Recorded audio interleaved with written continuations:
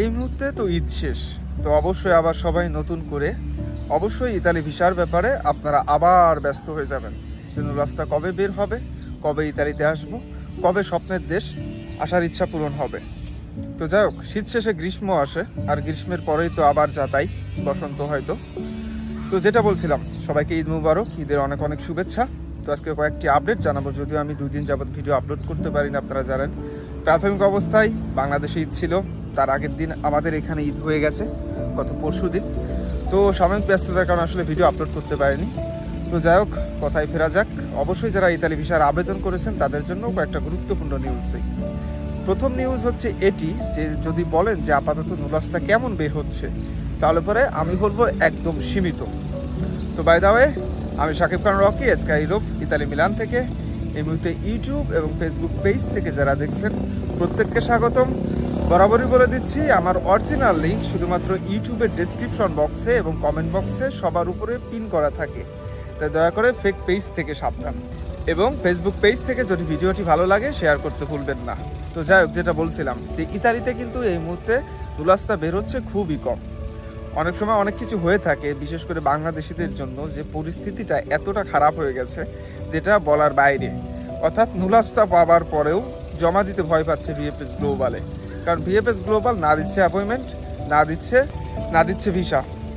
তো যাই হোক, এই মুহূর্তে যারা অধীর আগ্রহে বসে আছেন যে না হয়তো বা নুরাস্তা বের হবে, তাদের উদ্দেশ্যে বলতে চাই যে অবশ্যই আরও কিছুদিন অপেক্ষা করা লাগবে। আর সবথেকে বড় তথ্য হচ্ছে এইটি যে এই মুহূর্তে যারা নুরাস্তার আবেদন করেছিলেন, আপনারা জানেন যে ইতালিতে কিন্তু বড় একটা ঘটনা ঘটে গেছে। আমি এর আগে একটা ভিডিও আপলোড করে সেটাও বলেছিলাম যে হয়তোবা বাংলাদেশ ব্ল্যাক লিস্টে পড়তে যাচ্ছে, তবে সেটা হয়তোবা আর হবে না। তো না হওয়ার পিছনেও কিছু কারণ আছে। তো এটা বাংলাদেশিদের জন্য সত্যি অনেক সুখবর। আর না হওয়ার কারণ হচ্ছে এটি যে দেখেন, ইতালির প্রধানমন্ত্রী কিন্তু অবশ্যই যে সমস্ত কোম্পানি বা বাংলাদেশের থেকে অনেকে দালালরা আছে যারা শুধুমাত্র 10 থেকে 15 এমনকি 20 লক্ষ টাকা প্লাস ভিসার মূল্য দিয়ে বাংলাদেশিদেরকে নিয়ে আসছে, এবং পরবর্তীতে কিন্তু তাদেরকে না কোনো কাজ দিয়েছে, না কোনো ডকুমেন্টস করে দিয়েছে। এই ব্যাপারে কিন্তু ইতালি গভর্নমেন্টের কাছে অবশ্যই তথ্য আছে।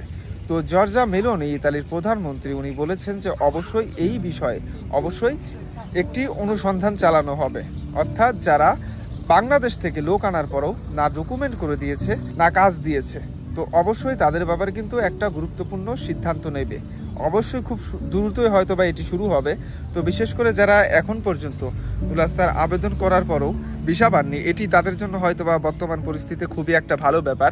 এবং যারা এই যে 15 লক্ষ 20 লক্ষ টাকা নিয়েছে মানুষের কাছ থেকে, আসার পর কোনো কাজকর্ম দেয়নি, তাদের জন্য অবশ্যই 100% একটি ভালো একটি তথ্য। অর্থাৎ ইতালিতে এই রকম অসাধু ব্যবসায়ী বা অসাধু কোম্পানি যারা আছে বাংলাদেশের লোকের মাধ্যমে বা বাংলাদেশ থেকে ইতালির লোকের মাধ্যমে যারা এসেছে, অবশ্যই তাদের জন্য সরকার আইন অনুযায়ী একটি ব্যবস্থা নেবে। তো আমি এই সিদ্ধান্তকে সাধুবাদ জানাই। তার কারণ হচ্ছে, আপনি এত টাকা খরচ করে ইতালিতে আসবেন, অথচ আসার পরে আপনি না কাজ পাবেন, না কিনা আপনার ডকুমেন্টস পাবেন। অর্থাৎ আপনাকে যে কন্ট্যাক্ট করে নিয়ে আসবে, সেই কন্ট্যাক্ট পর্যন্ত তো দূরে থাক, মালিকের সন্নিকটে পর্যন্ত আপনি যেতে পারবেন না। তো সেই ক্ষেত্রে অবশ্যই ইতালি সরকার কিন্তু একটা ব্যবস্থা নিতে যাচ্ছে, এবং এইটা যদি ফলপ্রসূ হয় তাহলে পারে আমি হয়তো বলবো যে বাংলাদেশিদের জন্য এটি একটি দারুণ সুখবর। তার কারণ হচ্ছে এতে বহু লোক সাবধান হয়ে যাবে এবং প্রতারণার হাত থেকে বাঁচবে। বিশেষ করে এত লক্ষ লক্ষ টাকা খরচ করে আসার পরেও আপনারা জানেন যে ইতালিতে কিন্তু এর আগে কয়েকটা দুর্ঘটনা ঘটেছে শুধুমাত্র ইতালিতে আসার পরও কাজ না পাওয়ার জন্য। তো সেই ক্ষেত্রে অবশ্যই এত টাকা খরচ করে আপনি আসবেন, যদি আপনার মালিক ভালো না হয়, আপনাকে যদি কাজ না দেয়, আপনার যদি ডকুমেন্টস করে না দেয়, তো সেই ক্ষেত্রে আপনি ইতালিতে থেকে কি করবেন? অর্থাৎ আপনি তো বাইরে কোনো কাজ করতে পারবেন না। কাজ করার জন্য অবশ্যই আপনাকে দাঁড়া ঘুরতে হবে অথবা রাস্তায় ঘুমাইতে হবে। তো এইটা তো আর কেউ চায় না, তাই না? তো অবশ্যই যুগোপযোগী আমি সিদ্ধান্ত বলবো। এবং এই মুহূর্তে আমি অনেকের কথা বলতে পারি যে তারা এখন খুবই একটু প্রবলেমে আছে, বিশেষ করে নাপোলি প্লাস রোমে।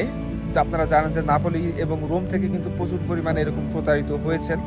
তো অবশ্যই তাদেরকে আইনের আওতায় আনা হবে। তো এইটা যদি হয় তাহলে পরে অবশ্যই বাংলাদেশিরা অনেক সাবধান হয়ে যাবে অনেক ক্ষেত্রে।